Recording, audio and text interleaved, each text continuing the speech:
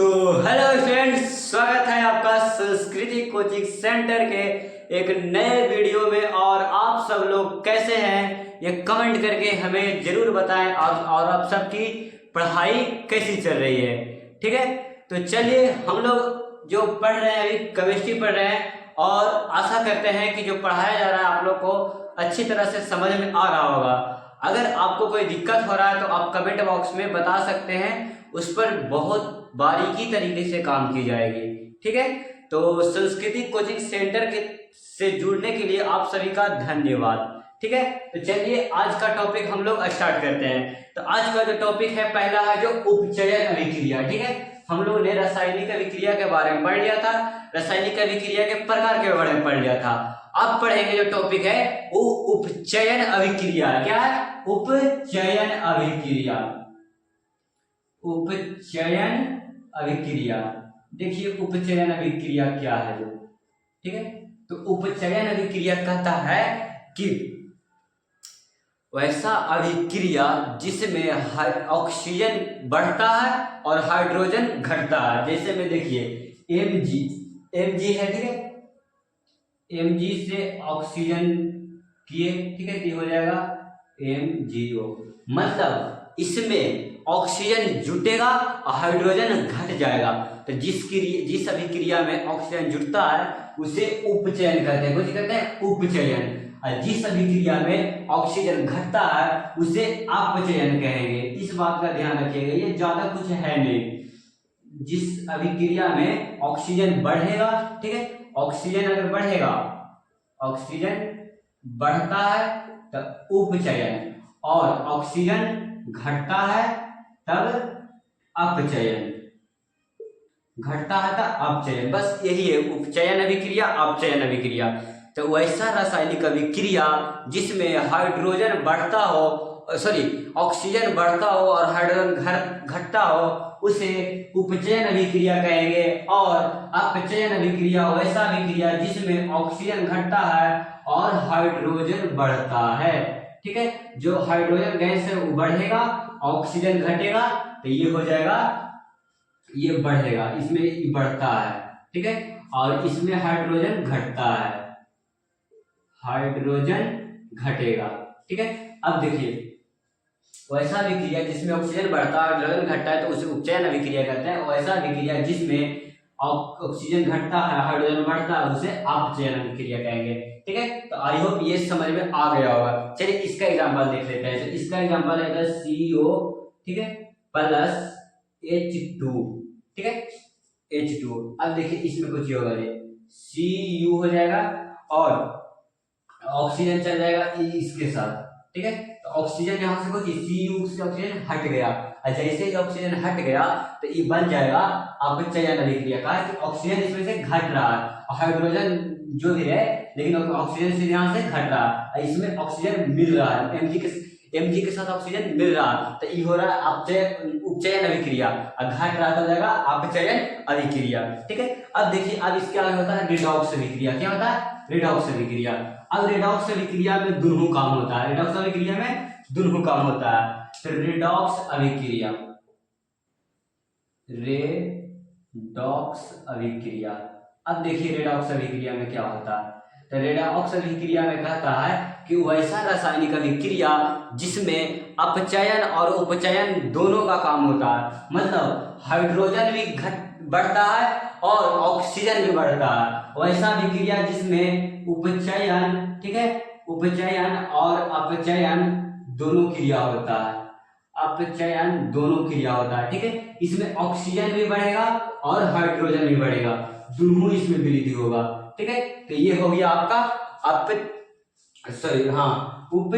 Redox अभिक्रिया, वही वाला CaOU, ठीक है, H2, ठीक है। अब देखिए इसमें कुछ होगा कि हाइड्रोजन यहाँ पे ऑक्सीजन भी रहेगा और हाइड्रोजन के साथ भी जुट रहा है और ऑक्सीजन भी जुट रहा है, दोनों बढ़ रहा है, तो ये हो जाएगा रेडॉक्स अभिक्रिया। तो आई होप कि समझ में आया होगा कि उपचयन अभिक्रिया क्या है, अपचयन अभिक्रिया क्या है और रेडॉक्स अभिक्रिया क्या है, ठीक है। तो अगला जो हम लोग पढ़ेंगे दहन अभिक्रिया। क्या होता है? दहन अभिक्रिया। अब देखिए दहन अभिक्रिया में क्या होता है। तो दहन अभिक्रिया में कोई भी जैव ज्वलनशील पदार्थ, ठीक है, दहन अभिक्रिया में कोई भी जलने वाला पदार्थ ऑक्सीजन की उपस्थिति में अगर जल रहा है तो उसे दहन अभिक्रिया कहेंगे। ठीक है, जैसे कि देखिए चूल्हा है ना बाबू, तो चूल्हा में से कि देखिए जारन डालते हैं तो अगर उसको बंद कर देंगे ना चारों पट्टी से तो नहीं जलेगा। काहे कि वहाँ पे ऑक्सीजन की कमी हो जाएगी। ऑक्सीजन ऐसा गैस है ना कि जो जलाता नहीं है, लेकिन जो जलते रहता है ना उसको भड़का देता है। ये पूरा भड़काने वाला काम करता है ऑक्सीजन। ठीक है, तो यही है ऑक्सीजन। तो वैसा रासायनिक अभिक्रिया जिसमें ऑक्सीजन की उपस्थिति में कोई पदार्थ जलता है और जलकर प्रकाश, उष्मा और हीट निकालता है। ठीक है, ताप निकालता है, उसे कहेंगे दहन अभिक्रिया। उष्मा भी निकालेगा, उष्मा भी निकालेगा, ठीक है, ताप भी निकालेगा, प्रकाश भी निकालेगा, तो ये होगा दहन अभिक्रिया। तो ऐसा पदार्थ जो ऑक्सीजन की उपस्थिति में जलकर उष्मा, ताप और प्रकाश निकालता है उसे दहन अभिक्रिया कहते हैं या दहनशील पदार्थ कहते हैं। ठीक है, अब देखिए दहनशील पदार्थ के लिए को चाहिए ऑक्सीजन चाहिए, मतलब जलने के लिए ऑक्सीजन। दहनशील पदार्थ मतलब जलने वाला पदार्थ, ठीक है, चाहिए। ये सब रहेगा तब ये दहन अभिक्रिया होगा। आई होप कि ये भी आपको समझ में आ गया होगा। ठीक है, तो अब जो अगला टॉपिक हम लोग पढ़ेंगे वो है संक्षारण। क्या है? संक्षारण।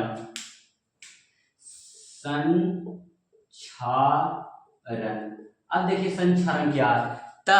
जब हम किसी वस्तु को नमी, पानी समझ रहे हैं ना, पानी वाला जो जमीन गीला रहता है उसको बोलते हैं नमी। तो नमी या ऑक्सीजन या अम्ल की उपस्थिति में किसी वस्तु को छोड़ देते हैं, धातु को छोड़ देते हैं, तो उस पर हल्की एक परत जम जाती है जिसे जंग भी कहते हैं, और इसी को कहते हैं संक्षारण।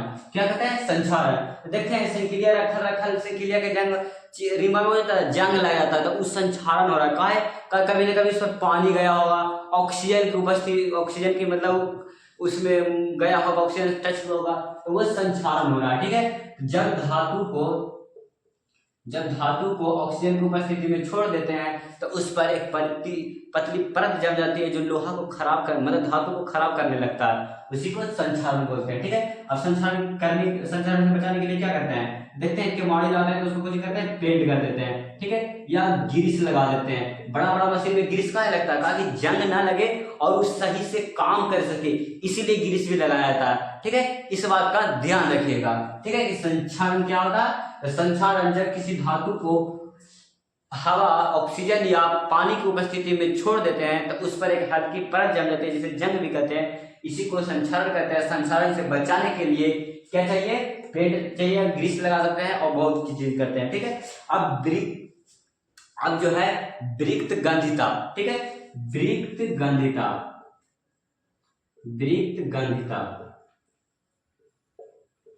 अब देखिए वृत्त गंधिता क्या होता है। तो जब हम तेल वाला खाना भुंजाता है ना, तेल वाला खाना को भुंजन को ऑक्सीजन की उपस्थिति में छोड़ते हैं ना, तो उसका स्वाद बदल जाता है। क्या होता है? स्वाद बदल जाता है, वो खाने योग्य नहीं रहता, स्वाद गंध आएगा, मतलब उसमें से खराब गंध आने लगता है, तो इसी को कहते हैं वृत्त गंधिता। ठीक है, कि जब हम तेल में भुना हुआ खाने वाले पदार्थ को ऑक्सीजन की उपस्थिति में छोड़ते हैं तो उसमें विकृत गंधिता होता है, इसी को बोलते हैं। ठीक है, समझ गए ना। अब इससे बचाने के लिए कोशिश करते हैं तो जब ऑक्सीजन उसमें नहीं जाना चाहिए, इसलिए वायुरोधी बर्तन में रखते हैं, वायुरोधी बर्तन में रखेंगे। अच्छा, फिर आप देखते हैं चिप्सवा रहता है ना, चिप्सवा में कुछ गैस रहता है, उसको बोलते हैं नाइट्रोजन गैस। क्या बोलते हैं? Nitrogen gas. तो जो खाने वाला पदार्थ रहता है उसको खराब होने से बचाने के लिए कौन सा गैस का उपयोग किया जाता है? Nitrogen gas. तो आई होप क्लियर हो गया होगा और चैप्टर हमारा यहीं पे समाप्त हो गया। तो आप कुछ सवालों का जवाब कमेंट बॉक्स में जरूर दीजिएगा कि अभिकारक किसे कहते हैं, उत्पाद किसे कहते हैं, संतुलित रासायनिक अभिक्रिया किसे कहते हैं। ठीक है, द्रव्यमान संरक्षण का नियम क्या कहता है। ठीक है, और ये सब आप लोग याद कर लीजिएगा। और अगर आपको नोट्स चाहिए तो आप मैसेज कर सकते हैं, नंबर है आपको स्क्रीन पर, नंबर लग जाएगा। ठीक है, देख लीजिएगा। अगर आपको नोट चाहिए इस चीज का, इसका या एसएसटी चाहे किसी भी चीज का, तो आप हमारे कोचिंग संस्था से ऑनलाइन जुड़ सकते हैं। अगर आप हमारे आसपास के एरिया से हैं, गंगासराय पर आप अगर आके पढ़ सकते हैं, तो वहाँ भी कोचिंग में बहुत अच्छे तरीका से आपका स्वागत किया जाता है और आपको बहुत अच्छे से पढ़ाया जाएगा। यहाँ